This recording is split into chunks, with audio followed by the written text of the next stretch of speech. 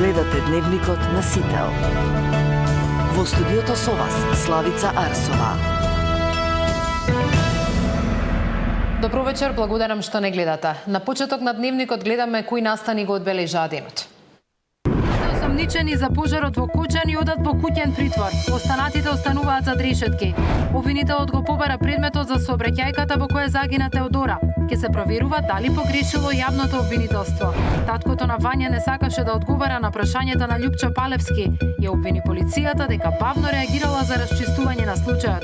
Нови искри меѓу лидерите на Влен. Вечерва на состанок ќе ги пеглаат разликите. Опозицијата бара владата да ја повлече одлуката за именување на Петар Богоевски за директор. Тој не е загрижен што го нарекуваат шовинист. Ги повикав сите, особено албанците, албанската етничка заедница, да се бориме заедно против криминалот и корупцијата во земјата. И ако тоа некој го разбрал провокативно и навредливо, жалам за тоа. Скроена новата потрошувачка кошничка, одмор во странство, увозно овошје, алкохол и цигари ќе се сметаат за луксус. Кој шири негативни, штетни наративи во јавноста преку медиумите, социјалните мрежи или од партиските говорници? Каков е ефектот врз граѓаните? Колку се поларизира атмосферата и се создава клима на генерална разочараност? Во тема на денот ќе разговарам со Михајло Лактов, експерт за медиуми од Институтот за комуникацијски студии. Останете со нас, почнуваме со Дневник.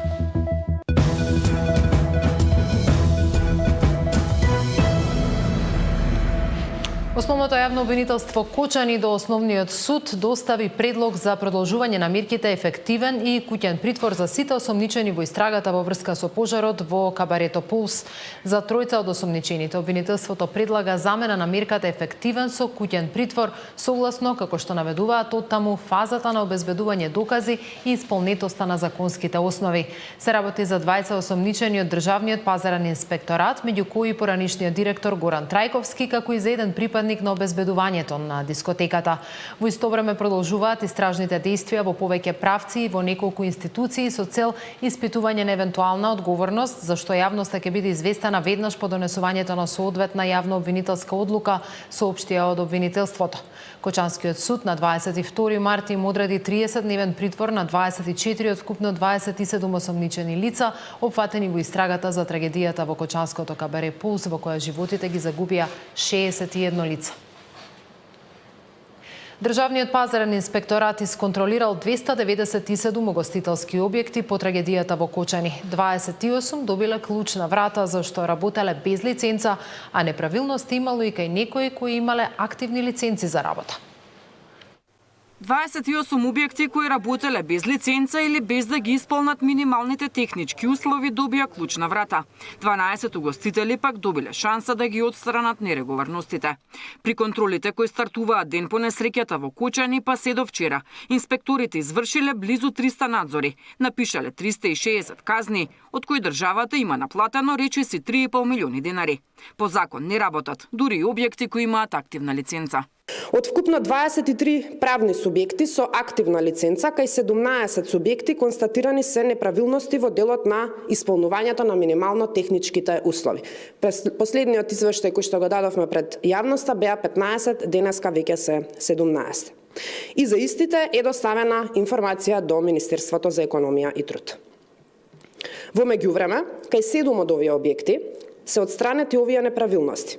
И на барање на правните субјекти е извршена дополнителна контрола и направени контролни записници, каде надлежните органи утврдиле дека правните субјекти согласно законски предвидениот рок од 30 дена ги отстраниле овие недостатоци. Сите извештаи ќе бидат доставени до Министерството за економија, кое треба да превземе соодветни законски мерки. Митава сепак без конкретен одговор дали покрај угостителите кои го заобиколиле законот, одговорност ќе има и за институциите кои тоа го дозволиле. Во овој момент се врши контрола од страна на Државниот пазарен инспекторат во надлежност со сите институции за утврдување на фактичката состојба.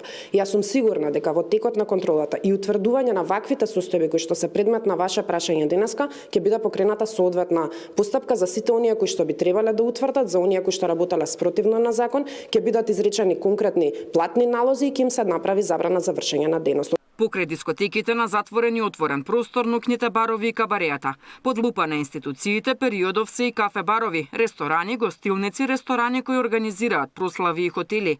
Владата уверува дека овие контроли немаат само краткорочен ефект, туку зајакнување на институционалната одговорност како крајна цел.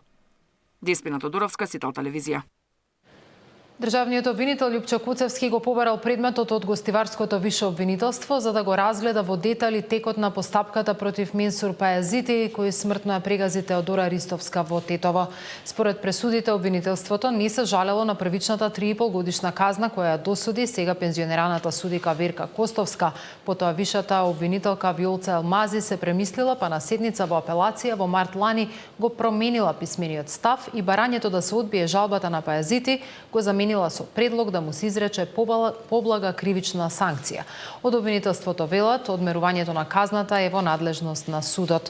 Пред апелацискиот суд, јавната обвинителка од Вишето јавно обвинителство Гостивар на ручиште дала свој предлог во однос на попрецизно одмерување на казната, имајќи ја предвид пред се околноста дека обвинетиот непосредно пред завршување на првостепената постапка признал вина, како и претходната пракса во слични предмети.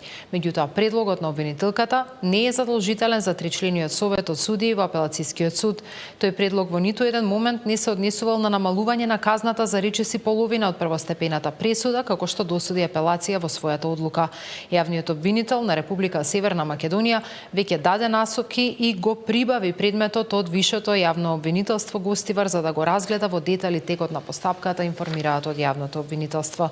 Обвинителството се уште го чека писменото образложение на пресудата пред да донесе одлука дали ќе се жали. Сепак гостиварска апелација може да одлучи само во корист на обвинетиот или да ја потврди првостепената пресуда од 2 години затвор, но не и да ја зголеми. ВМРО ДПМН бара членовите на судскиот совет да си поднесат оставки наместо да ја релативизираат правдата во случајот со тетовскиот судија. За кражба на храна 5 години затвор, за одземен човечки живот 2, реагираат претениците од владеачката коалиција. Бараат да се приспита и одговорноста на јавната обвинителка која го водела случајот. Наместо да демонстрираат доблест и чувство на јавна одговорност, членовите на судскиот совет избраа да ја релативизираат неправдата, обидувајќи се да ја дадат правно оправдание. Наместо да понесат оставки, тие упорно го игнорираат легитимното барање на собранието, изразено преку поднесени интерпелации. Сметаме дека треба да се испита и улогата на висшата обвинителка од Гостивар, господата Виолца Елмази, која пред апелациониот суд се предомислила и предложила делумно уважување на жалбата на осудениот Пајазити со барање за намалување на веќе изречената казна. Ова постапување во контекстот на случајот остава простор за многу сериозна загриженост. Таткото на убиената Вања, Александар Ѓурчевски, 4 часа одговараше на прашање на обвинителите, но и на останатите обвинети во случајот, додека на другите им одговараше во детали, одбиваше да ги одговара прашањата на прво обвинетиот Љупчо Палевски и само рече дека не го познава. Зоран Јаневски известува со детали од денешното ручиште. Барал да биде полиграфски испрашан, ама не му дозволиле. Таткото на убиената Вања, кој е обвинет дека помогнал во грабнување на неговата ќерка, повеќе од 4 часа го испрашуваа јавните обвинителки. Отворено истакнаа дека целта на стотиците прашања биле за дискредитација на обвинетиот Александар. Се распрашуваа каков ученик бил, зошто наместо тој работела сопругата и зошто, како што тврдеше обвинителството, го одолговлекувал префрлувањето на станот на неговите деца. Обвинителките по неколку пати се повторуваа во прашањата. Тврдеа дека бил во лоша финансиска состојба. Пред грабнувањето на Вања и невработен, па преку бројни прашања обвинителите сакаат да укажат дека мотив бил станот од кој требало да се откаже Александар. Ако сум бил монструм каков што ме представувате од самиот почеток и ме понижувате мене и моето семејство за кое цинично говорите дека ништо не сме работеле, ти дадев негативен одговор на барањето на Зорица станот да го префрлам на име на децата, изјави во судницата Ѓурчевски. Одбраната е изненадена од прашањата на обвинителството.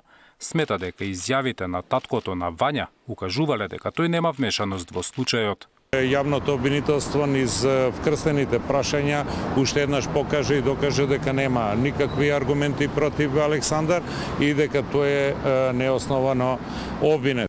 Десетина прашања имаше и Љупчо Палевски, кој за Александар рече дека е неправедно обвинет. Тој пак само еднаш одговори дека со Палчо никогаш не комуницирал и прв пат го видел во судница. Најпрво го праша дали го познава, дали некогаш бил во неговата зграда, дали имал проблем со инвеститорот на станот во кој живееле. Зошто ако мотивот бил користолюбие не ја убиле неговата бивша сопруга туку детето, дали сведокот Гоце го местел и слични прашања. На сите, Александар одговори со немам коментар. Обвинителството ја прочете и пораката со која таткото на Вања вечерта пред грбнувањето побарал да се облече топло, за која тврди дека била единствена во комуникацијата со децата. Според Александар пак тоа им го кажувал и лично, бидејќи освен преку интернет, тој се слушал и гледал со децата. Судењето продолжува во понеделник, кога Ѓорчевски ќе биде испрашуван од судијата. Зоран Јаневски, Сител телевизија. Нови искри меѓу лидерите на Влен. Вечерва на состанок ќе ги пеглаат разликите. Опозицијата бара владата да ја повлече одлуката за именување на Петар Богоевски за директор. Тој не е загрижен што го нарекуваат шовинист.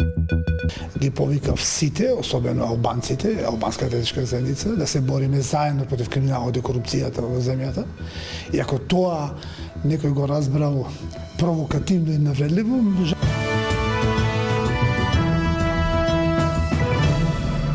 Вечерва на состанок, лидерите на Влен ќе се обидат да ги испеглаат разликите кои настанаа по информациите дека Таравари преговара за соработка со ДУИ.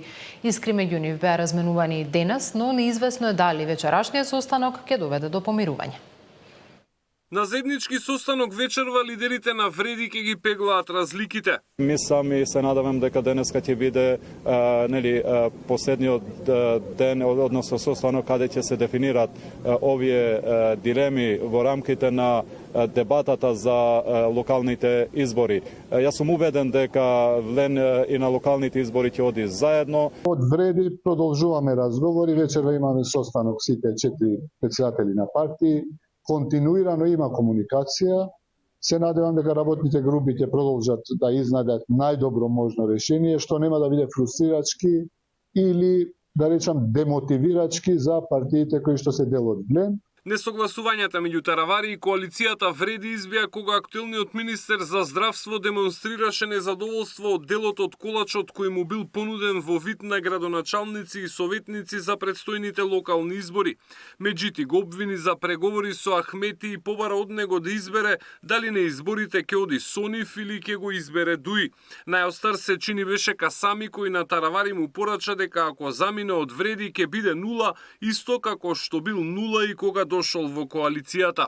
Ваквите позиции на Касами Таравари ги нарече лапсус. Да кажам, во психологија има еден феномен кога устата побрзо зборува отколку мозокот, додека мозокот процесуира. Се вика како феномен лапсус лингве. Мислам дека господинот Билјалди повеќе немаше намера лошо да мисли, он дека нула е алијанса за албанците, туку повеќе тоа го кажа како не ги стави зборовите баш како треба во реченицата. Таравари е еден од политичките лидери на македонската сцена со најмногу прелети од една кон друга коалиција. Коалицијата Вреди на последните избори по речиси 20 години ги испрати ДУИ во опозиција. Александар Спасовски, Сител телевизија. Проширувањето на ЕУ со земјите од Западен Балкан е недовршен процес. Македонија одамна требаше да биде дел од европското семејство, порача министерот за европски прашања на Унгарија Јанош Бока, кој е во дводневна посета на Македонија.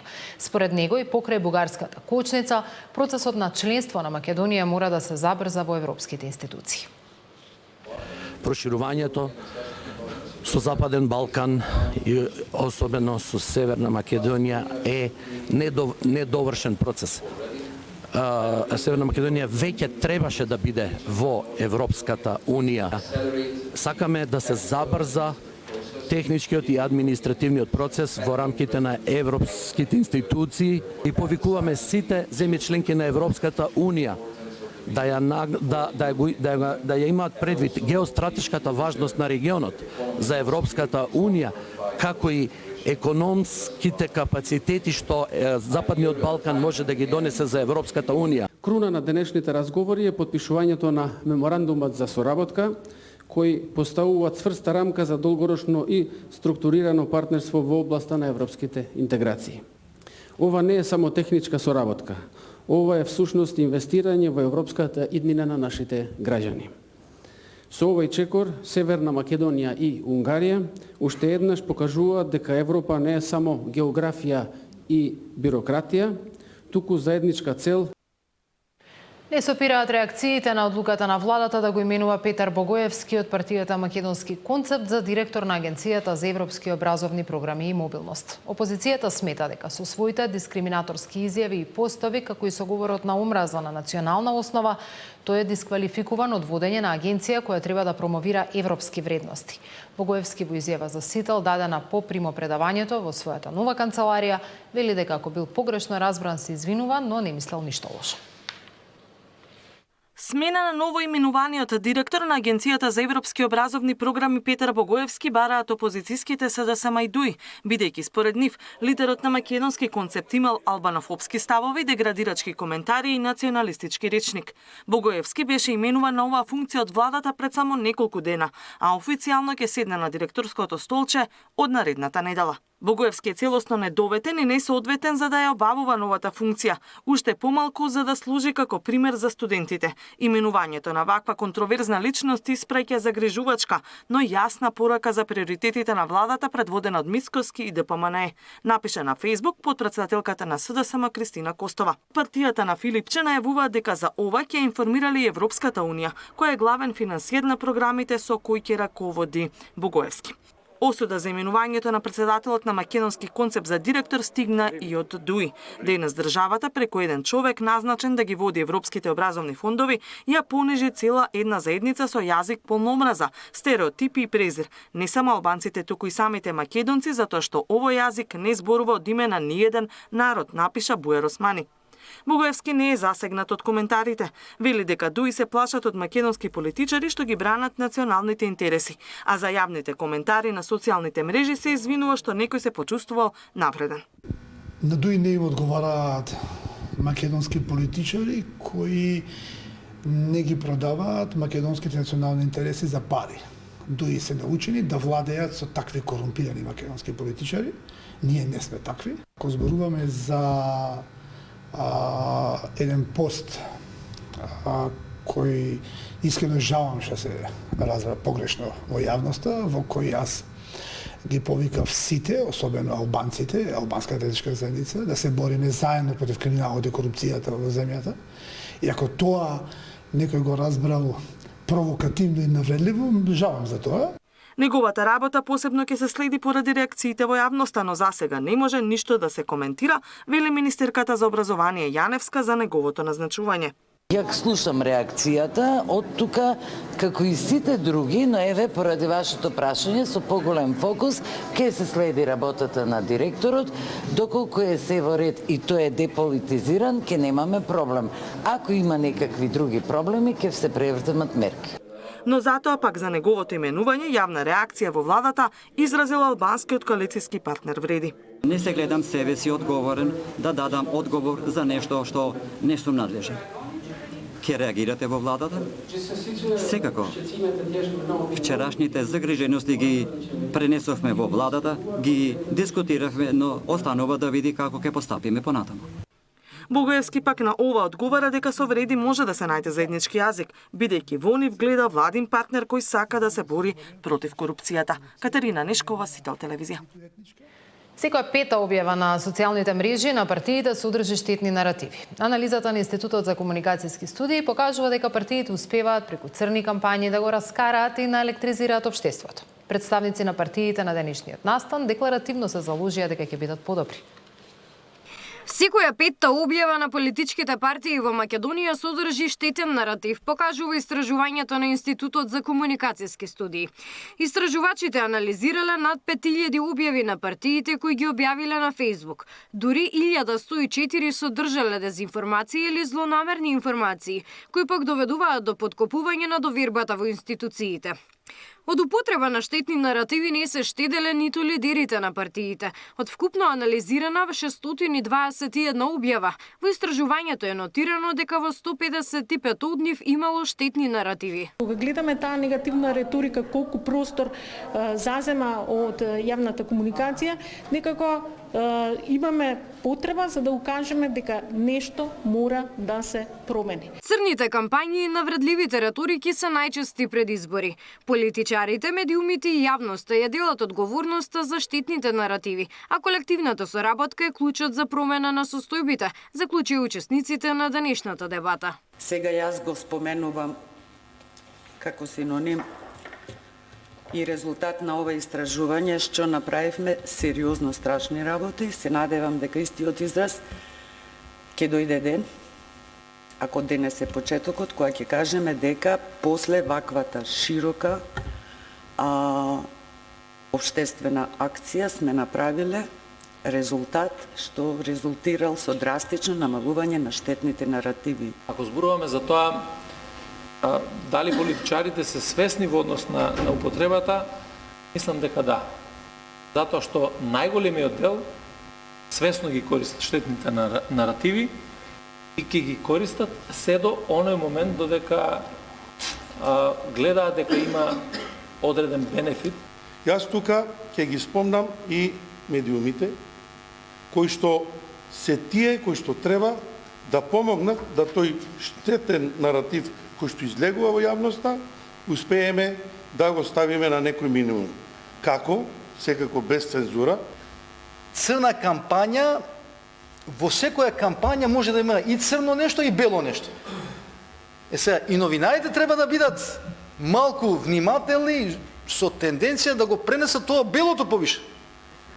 Сега, новинарите имаат тенденција секојаш со црното сигурно ќе имаат повеќе гледаност. Истражувањето штетна и водичот гордевиот јазол на штетните наративи во политиката и во медиумите се дел од проектот Корисни факти поддржан од британската амбасада во Скопје. Во истражувањето во периодот од 9 месеци од септември 2023 до мај 2024 се следеле наративите на политичките актери. Габриела Лескова, Сител телевизија. Во тема на денот како што најавив ќе разговарам со Михајло Лахтов, експерт за медиуми, соработник во Институтот за комуникацијски студии. Благодарам Лахтов што сте вечерва во Дневникот. Благодарам што ме поканиште. Вие сте автор на ова истражување на штетните наративи. Би сакала најпрво малку да појасниме за нашата публика што се тоа штетни наративи, што ловевте кога истражувавте?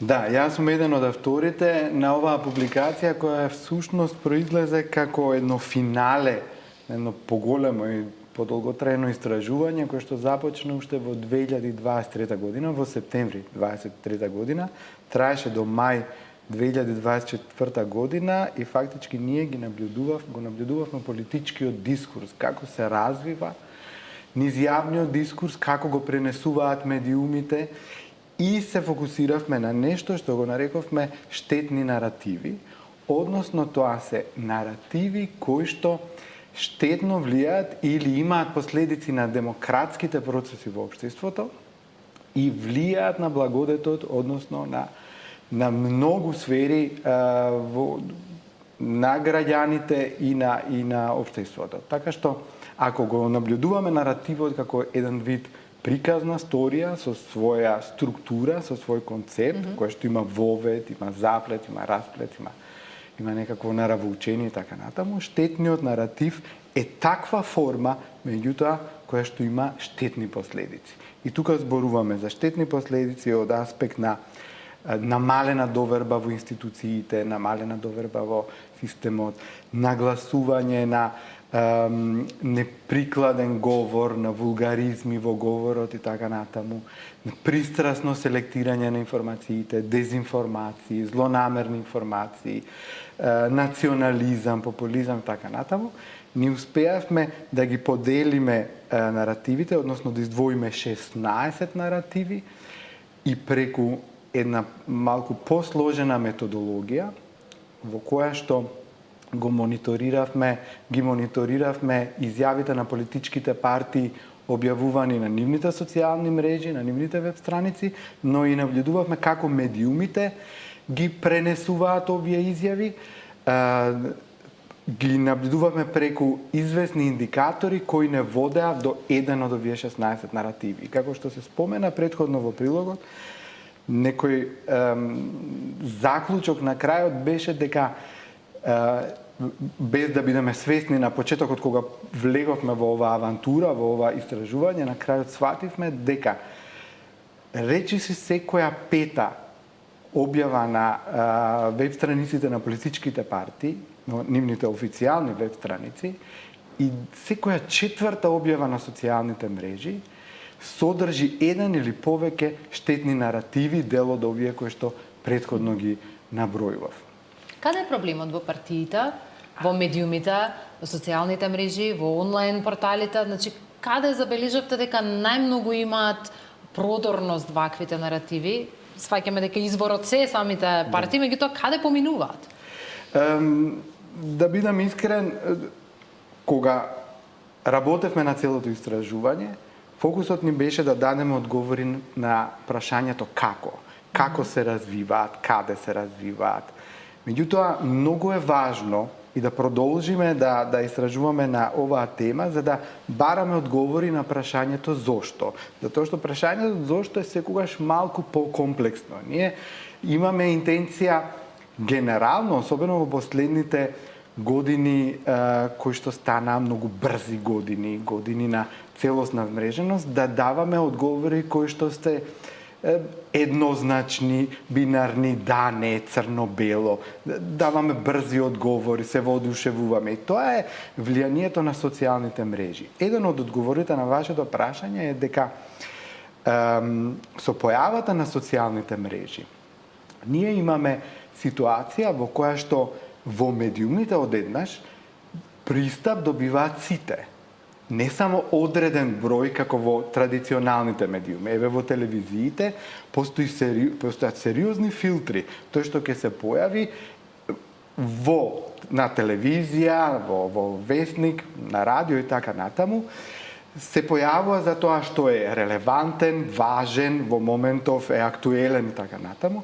Меѓутоа на социјалните мрежи пристап има секој. Меѓутоа социјалните мрежи го ослободија целиот дискурс од сите формалности, така што секој избира начин на кој што ќе комуницира. И многу од луѓето избираат начин кој што е вулгарен, навредлив, некогаш полн со говор на омраза.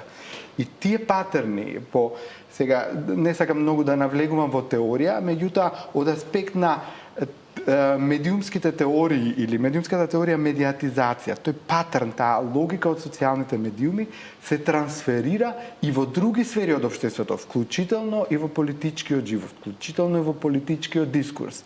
И сега вие имате одеднаш, не тоа одеднаш, тоа е еден постапен, еден процес кој што трае, меѓутоа ако споредите, дали сметате дека пред 30-40 години било возможно политичар или дипломат да употреби вулгарни зборови, неприкладен говор или да го напаѓа својот политички опонент како што се случува сега. И тоа е еден од за жал заклучивме дека е тоа еден од најфреквентните штетни наративи, напад кон личноста и демонизација на политичкиот опонент, дури од сите 16 е трет по фреквентност, што е, ајде да кажам, загрижувачки. Меѓутоа, како ќе се развива политичкиот дискурс сега, на еден поинаков, неформален начин, како да вие некогаш кога слушате некаква политичка дебата, имате впечаток дека се одвива пред продавница со шише пиво или на клупи пред зграда, како што велиме пред кооперација. Та неформалност, нестандардност во говорот сега се рефлектира и на другите сфери во општеството. И ќе се рефлектира во јавната сфера генерално, ќе се рефлектира во образованието, се рефлектира во начинот на кој што луѓето комуницираат. И не зборувам само за навредите и за неприкладниот говор. Зборуваме и за најфреквентниот штетен наратив, а тоа е подкопување на довербата во институциите, кој што се прави со еден начин на неаргументирано напаѓање, неаргументирани напади. Судството е корумпирано, целото судство е продолжена рака на власта и така натаму, тој тип на флоскули, без да се навлегува во суштината, без да се анализираат работите критички, тоа е еден од најсериозните проблеми. И тука сакам да нагласам дека не сметам дека институциите не треба да бидат анализирани, критикувани. Напротив, нивната работа треба будно да се следи од медиумите, од граѓанскиот сектор, од граѓаните и од политичките актери, се разбира.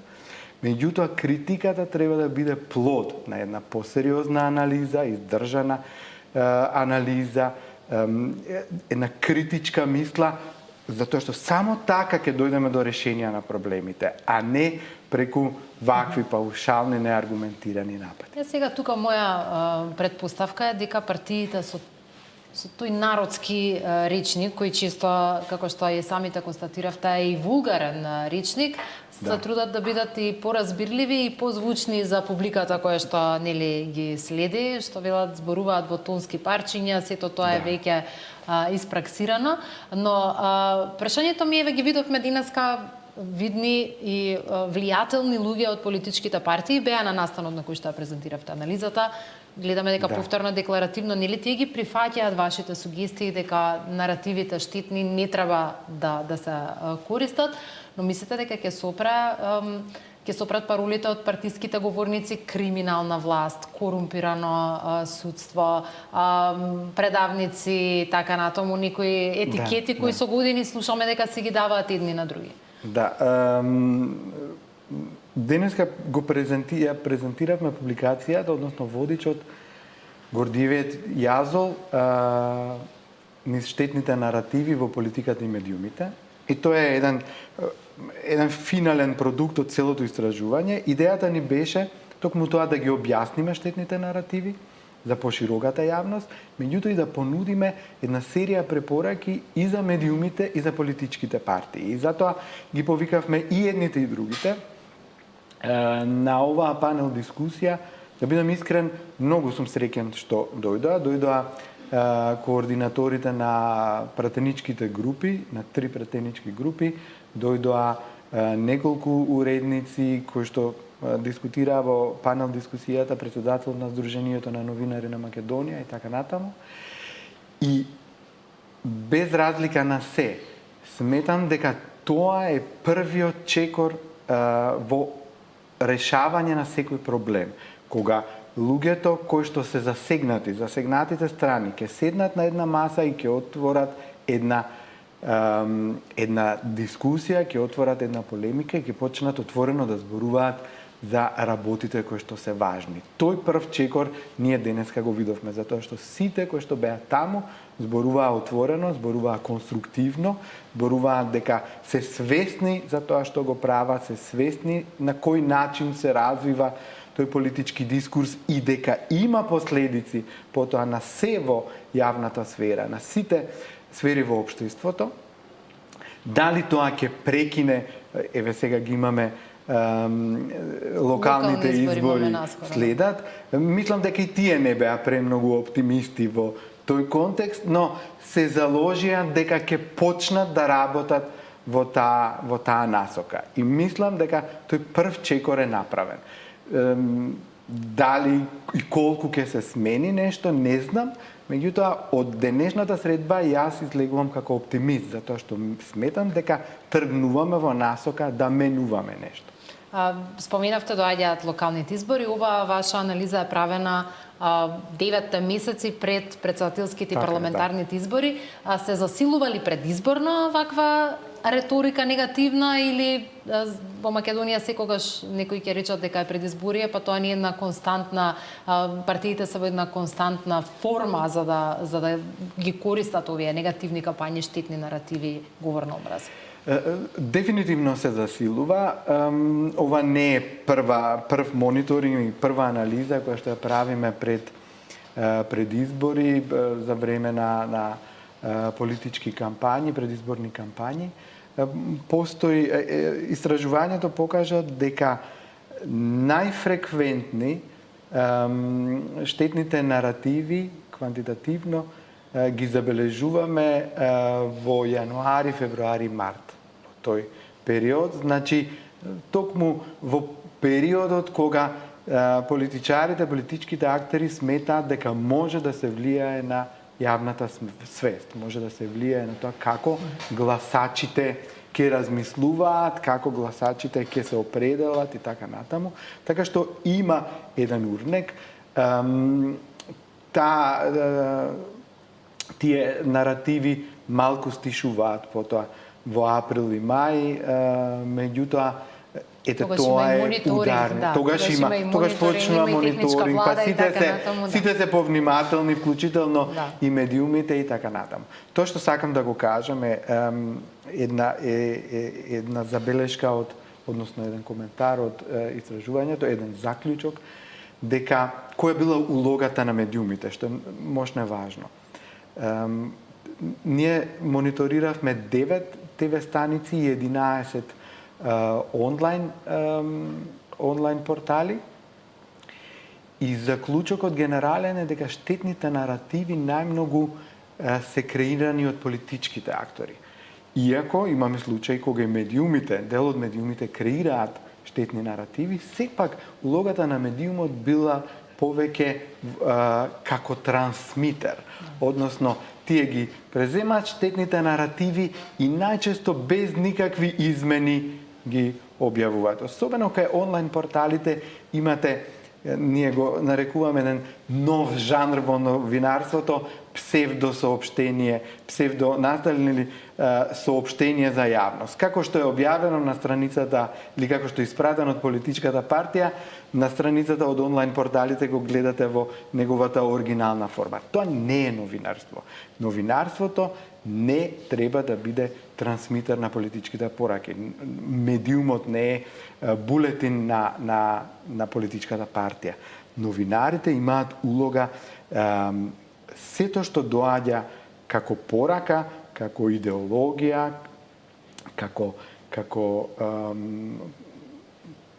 пренесен наратив од политичките партии да го стават во контекст, да го објаснат на гледачот или на читателот, да му го представат, анализираат, критички да го обсервираат. Се разбира, не може со се, ама со дел од значајните работи мора да се обидуваме како медиуми, како новинари тоа да го правиме. Михајло Лактов, благодарам за гостувањето. Се надавам дека вашиот оптимизам, дека и партиите и медиумите ќе бидат повнимателни во пласирањето на штетни наративи во јавноста, дека ќе биде оправдан и при следниот мониторинг ќе можеме со подобри бројки да разговараме. Благодарам за гостувањето, продолжувам. Благодарам.